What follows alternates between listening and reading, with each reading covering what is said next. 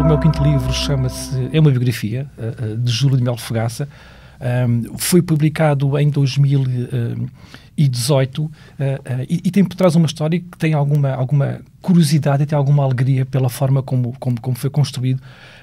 Trata-se de umas grandes figuras do século XX português dentro do movimento comunista português e que simplesmente acabou por ser literalmente apagado da história do Partido Comunista Português e, na verdade, apagado também um pouco de toda a historiografia. E comecei por aí, por tentar, no fundo, perceber quem é que era esta figura e porque é que ele tinha sido apagado da história do Partido Comunista Português, tendo ele tido uma enorme relevância. Entrou para o PCP mais ou menos no mesmo período de Álvaro Cunhal, na década de 30,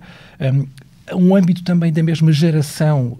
de jovens revolucionários que foram discípulos do mestre Bento Gonçalves, e é de facto um intelectual que tem uma grande preponderância em vários momentos do PCP. E a questão que se levantava é porque é que, no fundo, ele foi apagado da história. Eu, para responder a esta pergunta, teria que ter, evidentemente, fontes nas quais pudesse suportar a investigação e consegui encontrar, por um elemento de alegria, um espólio inédito da quinta onde o Júlio de Melo Fogaça viveu, com a sua família, aqui perto de Lisboa, no Cadaval, com uma série de documentação inédita,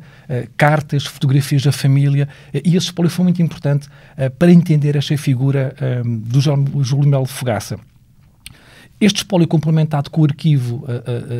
que foi deixado pelo próprio, aqui na Academia de Ciências de Lisboa, permitiu construir, eu diria que uma biografia sólida no sentido cronológico. E foi juntando todas estas peças, juntamente com os arquivos da Torre do Tombo, o seu processo na polícia política, que permitiu, de facto, identificar aqui, na verdade, aquele que terá sido o grande motivo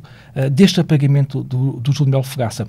Por um lado, do ponto de vista político, porque ele foi um rival de Álvaro Cunhal. Quando Cunhal foi preso pela terceira e última vez, Júlio Fogaça ascendeu à liderança informal do partido, implementou uma alteração estratégica radical. Aquilo que era o levantamento nacional, que era a estratégia do Álvaro Cunhal, tendo o Álvaro Cunhal sido preso, mudou, e muda no contexto da Guerra Fria, no contexto da coexistência pacífica. E esta solução política de Júlio de Melo Fogaça, a chamada política de transição, aquilo que Álvaro Cunhal haveria de classificar como uma saída doce para a crise, vigorou durante um período de tempo grande no PCP, até que Álvaro Cunhal fugiu do Forte Peniche, em 60, e revogou toda esta estratégia. Se a questão fosse apenas essa, uma questão de divergência política entre os dois rivais informais, entre o Fogaça e Cunhal, isto não seria motivo, evidentemente, penso eu, para que ele tivesse sido apagado da história, tendo ele tido uma enorme relevância dentro do Partido Comunista Português e um longo período, aliás, de clandestinidade, com duas passagens pelo campo da morte, o chamado Tarrafal, onde ele conseguiu sobreviver a essas duas experiências até limites, onde muitas pessoas foram morrendo até por falta de assistência médica. E havia aqui uma questão subterrânea que foi necessário abordar com a sensibilidade, com a delicadeza que isto exige, que tem a ver com a própria circunstância pessoal do Fogaça. O Fogaça era homossexual, tinha uma relação já de longo tempo com o seu companheiro, e ele foi detido em circunstâncias ainda não totalmente explicadas, principalmente quem foi a fonte de informação que os identificou, na Nazaré, foi detido, e o PCP tomou uma decisão que foi... O Fogaça nunca explicou, na verdade, o que é que estava a fazer naquele local, na Nazaré, sem que tivesse dito previamente ao partido que estava naquela região. O que as fontes dizem é que o Fogaça teve vários encontros naquela região, várias ligações partidárias, e a sua agenda que nos revela isso, ou seja, indica, pelo menos alguma parte do PCP, saberia que Fogaça, estando com o seu companheiro, também teve contactos políticos naquela área, e tem a ver com a própria circunstância da prisão. O que a PIDE fez foi um processo de humilhação contínuo em relação ao Júlio de Melo Fogaça, além do processo político por aquilo que era o seu crime, de ser um comunista a lutar pelo derrubamento do Estado Novo. Abriu-lhe um segundo processo no Tribunal de Penas de Lisboa, tendo-o acusado de ser um pederasta ativo. E, portanto, esta acusação, este peso da humilhação de homossexualidade neste contexto histórico dos anos 60, teve penso eu, uma grande relevância, também na dificuldade com que o PCP lidou com esta acusação silenciosa, mas que sabia que existia sobre o Fogaça. Portanto, o livro que tenta fazer isto sendo uma biografia, equilibra aquilo que é o percurso político do Júlio Fogaça, a sua produção intelectual é uma das primeiras pessoas do PCP a refletir sobre a reforma agrária, sobre o que é que significa isso.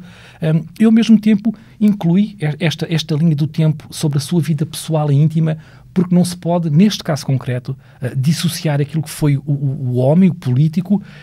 o dirigente do secretariado do PCP, com aquilo que foi o fogaço, o companheiro, o filho, o irmão. E estas duas dimensões o livro tem-nas bastante presente, sempre nesta perspectiva, não é? Porque é que o PCP, de facto, sempre teve esta dificuldade em assumir a integração do Júlio Fogaça? Alguns depoimentos importantes que o livro traz, do Domingos Abrantes, por exemplo, que explica muitíssimo bem a motivação do PCP para que tivesse, no fundo, decidido suspender